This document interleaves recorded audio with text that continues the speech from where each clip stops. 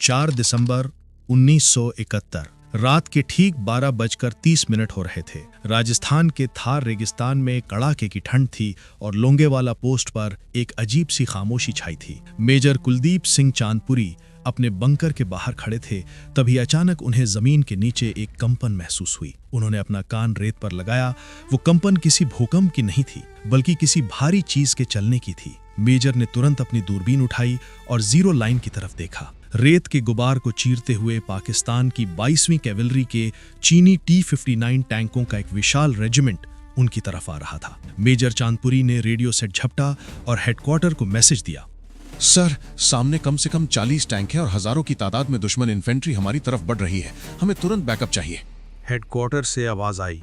Major Chandpuri, हमारे पास air support के लिए हंटर जेट्स तो हैं, लेकिन वो रात में उड़ान नहीं भर सकते। तुम्हें सुबह के सूरज का इंतजार करना होगा। तब तक या तो पोस्ट छोड़ दो या अपनी किस्मत पे भरोसा करो। मेजर चांदपुरी ने रेडियो ऑपरेटर की तरफ देखा और गहरी सांस ली। उनके पास सिर्फ 120 जवान थे और सामने 3000 की फौज। लॉजिक कह रहा था कि पीछे हट जाओ, लेकिन अगर वो पीछे हट जाते तो दुश्मन देश के अंदर घुस जाते। अगले कुछ सेकंड्स में मेजर ने अपनी जीप निकाली और पोस्ट के सामने एक कच्ची कटीली बाड़ बिछा दी। ये कोई माइंस नहीं थे, ये सिर्फ एक धोखा था। लेकिन उस रात उसी एक धोखे और 120 जवानों के जिगर ने पाकिस्तान के ब्रेकफास्ट इन जैसलमेर के सपने को शमशान में बदल दिया। ये किस्सा सिर्फ शौर्य का ही नहीं, बल्कि उस ब्लफ यानी झांसे का है जिसने 1971 की जंग का रुख मोड़ दिया। इसको नाम दिया द बैटल ऑफ लोंगेवाला। दिसंबर 1971 भारत और पाकिस्तान के बीच तनाव चरम पर था, लेकिन राजस्थान का यह सेक्टर मिलिट्री नक्शे पर लो प्रायोरिटी माना जा रहा था। भारतीय आला कमान को यकीन था कि पाकिस्तान रेगिस्तान के रास्ते बड़ा हमला करने की बेवकूफ़ी नहीं करेगा। इसीलिए लोंगेवाला की इस सूनी पोस्ट पर तैनात की गई सिर्फ 30 पंजाब रेजिमेंट की अल्फा कंपनी। कमान थी मेजर कुलदीप सिंह चांदपुरी के हाथ में। मेजर चांदपुरी कोई फिल्मी हीरो नहीं, एक मंझे हुए प्रोफेशनल थे। उन्हें और उनके 120 जवानों को यहां सिर्फ एक काम के लिए भेजा गया था, आई एंड ईयर बनना, यानी नजर रखो और रिपोर्ट करो। उनके पास भारी हथियारों के नाम पर सिर्फ 2 jeep mounted M40 recoilless rifles यानी RCL गन्स थीं। रात के करीब 12:30 बज रहे थे। पोस्ट से करीब 5-6 किलोमीटर दूर सीमा के पास सेकंड लेफ्टिनेंट धर्मवीर अपनी एक छोटी सी पेट्रोलिंग टीम के साथ फुट मार्च पर थे। अचानक हवा का रुख बदला और धर्मवीर रुक गए। उन्होंने अपने जवानों को खामोश रहने का इशारा किया। रेगिस्तान की ठंडी हवा में उन्हें 2 चीजें महसूस हुईं। पहली, लोहे के आपस में टकराने की एक बारीक मेटालिक स्क्रीच और दूसरी, डीजल के जलने की तेज गंध। धर्मवीर ने बिना वक्त गवाए रेडियो का बटन दबाया। टाइगर फॉर कंट्रोल, यहाँ कुछ हरकत है। टैंकों की ट्रैक की आवाज आ रही है। काउंटिंग अभी साफ नहीं है। ओवर। लोंगेवाला पोस्ट पर मेजर चांदपुरी ने मैसेज रिसीव किया। वो जानते थे कि अगर टैंक आ रहे हैं तो इसका मतलब है कि ये कोई छोटी घुसपैठ नहीं, बल्कि एक फुल स्केल स्ट्राइक है। उन्होंने तुरंत जैसलमेर स्थित ब्रिगेड हेडक्वार्टर को इन्फॉर्म किया। हेडक्वार्टर का जवाब सीधा और कड़ा था। चांदपुरी, हमारे पास वहां भेजने के लिए ना तो अतिरिक्त जवान है और ना ही टैंक। हमारे पास वायुसेना के हंटर विमान हैं, लेकिन उनके पास नाइट विजन नहीं है। वो सूरज निकलने से पहले उड़ान नहीं भर सकते। तुम्हारे पास 2 रास्ते हैं, या तो सुबह तक अपनी पोजीशन होल्ड करो या फिर पीछे हटकर रामगढ़ आ जाओ। स्ट्रेटेजिक लेवल पर यह एक चेकमेट जैसी स्थिति थी। 120 जवान और 2 पुरानी RCL गन बनाम पाकिस्तान की 22वीं कैवलरी के 45 टैंक। चांदपुरी ने अपने सूबेदारों और जवानों को बुलाया और कहा, सुनो जवानों, दुश्मन की तादाद हमसे 20 गुना ज्यादा है। ये मुमकिन है कि कुछ ही घंटों में ये पोस्ट लाशों से भर जाए। हेडक्वार्टर का ऑर्डर है कि हम टैक्टिकल विड्रॉल कर सकते हैं, यानी हम अभी इसी वक्त ये पोस्ट छोड़कर पीछे रामगढ़ जा सकते हैं। कोई हमें भगोड़ा नहीं कहेगा, क्योंकि ये ऑफिशियल ऑर्डर है। लेकिन एक बात समझ लो, अगर आज हम यहां से पीछे हटे तो कल सुबह पाकिस्तानी टैंक जैसलमेर की सड़कों पर होंगे। मैं यहां से 1 इंच पीछे नहीं हटने वाला। जिसे अपनी जान प्यारी है वो अभी जा सकता है, मैं उसे नहीं रोकूंगा। लेकिन जो यहां रुकेगा वो कल का सूरज तभी देखेगा जब दुश्मन की लाशें इस रेत में बिछ चुकी होंगी। अगर ये पोस्ट ओवररन हो गई और दुश्मन हमारे सर पे आ खड़ा हुआ तो मैं कैदी बनकर उनके सामने घुटने नहीं टेकूंगा। मैंने अपने जूते में ये लोडेड पिस्तौल रखी है, जिसमें ये आखिरी गोली मेरे अपने लिए है।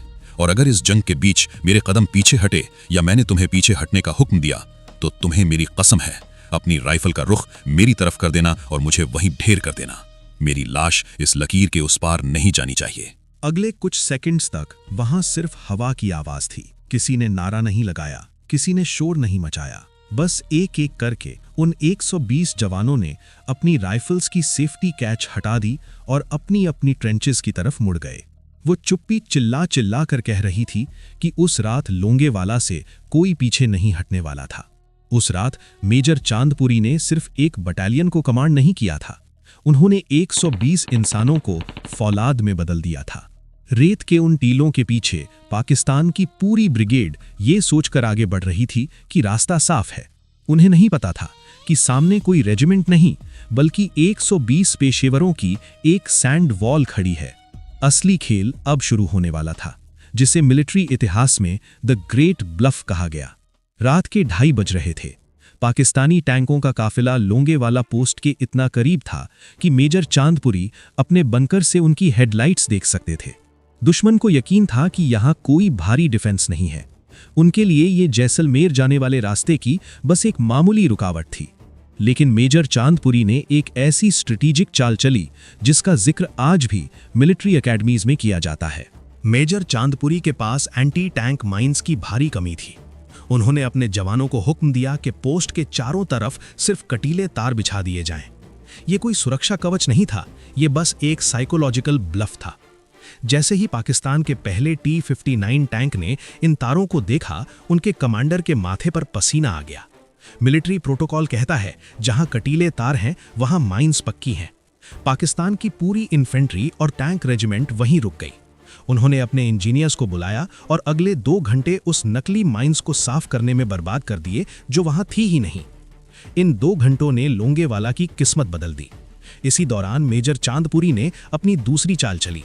उन्होंने अपनी 2 RCL गन वाली जीपों को रेत के ऊंचे टीलों के पीछे छिपा दिया। RCL गन की एक सबसे बड़ी खराबी थी उसका भारी बैक ब्लास्ट, यानी जब ये गोला दागती है तो पीछे से निकलने वाली आग और धुआं गन की पोजीशन एक्सपोज कर देता है। मेजर चांदपुरी का निर्देश साफ था, एक शॉट मारो और तुरंत पोजीशन बदलो। जैसे ही पाकिस्तानी टैंकों ने आगे बढ़ने की कोशिश की, भारतीय जवानों ने सटीक निशाना साधा। अंधेरे में पाकिस्तानियों को यह समझ ही नहीं आया कि उन पर हमला कहां से हो रहा है। उन्हें लगा कि लोंगेवाला पोस्ट पर भारत की कोई बड़ी बटालियन मौजूद है। इसी बीच कुदरत ने भी भारत का साथ दिया। पाकिस्तान ने जिन भारी टैंकों पर भरोसा किया था वो यूरोपीय मैदानों के लिए बने थे। लोंगेवाला की नर्म रेत में वो टैंक धंसने लगे। जैसे जैसे ड्राइवर इंजन तेज करते, टैंक और गहरे धंसते चले गए। दुश्मन का शॉक एंड ऑ हमला अब एक ट्रैफिक जैम में बदल चुका था। सुबह होने में अब सिर्फ 3 घंटे बाकी थे। पाकिस्तान की स्ट्रैटेजी फेल हो रही थी, लेकिन खतरा टला नहीं था। उनके पास अभी भी हजारों की तादाद में पैदल सेना थी जो किसी भी वक्त पोस्ट को घेर सकती थी। चांदपुरी के 120 जवान थक चुके थे, गोलियां कम हो रही थीं और सूरज निकलने में अभी भी वक्त था। सारा दारोमदार अब एक ही चीज पर था, क्या भारतीय वायुसेना के हंटर जेट्स समय पर पहुंच पाएंगे? 5 दिसंबर की सुबह लोंगेवाला पोस्ट पर मेजर चांदपुरी और उनके जवानों के लिए पिछले 8 घंटे किसी सदी से कम नहीं थे। गोलियां खत्म होने पर थीं, जवान बुरी तरह थक चुके थे और दुश्मन की पैदल सेना अब आखिरी हमले के लिए पोजीशन ले रही थी।